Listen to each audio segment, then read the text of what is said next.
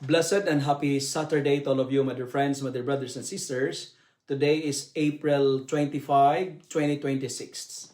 On this feast day of Saint Mark the Evangelist, the words of the gospel for today from the account of Mark chapter 16 verses 15 to 20 resound with urgency and hope. Go into the whole world and proclaim the gospel to every creature. This is not merely a command given to the apostles long ago.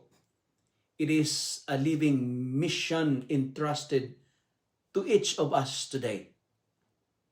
Saint Mark, though not one of the 12, became a powerful witness of Christ, reminding us that evangelization is not reserved for the perfect, but for the willing. In a world often filled with doubt, fear, and indifference, we are sent as bearers of truth, bearers of courage and healing, trusting that the Lord works with us and confirms His word through our lives.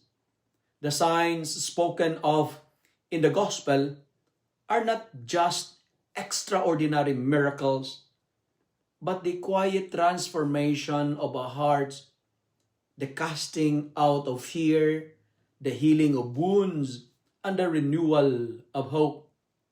As we honor Saint Mark, we are challenged to step beyond comfort, to speak Christ boldly yet lovingly, and to believe that even our small acts of faith can become instruments of God's saving grace, because when we go in His name, we never go alone. For the risen Lord continues to act, He continues to bless and to send. If you love and like this reflection, kindly share it with your friends, share it with your family, make the Word of God viral so that many will be blessed. Amen.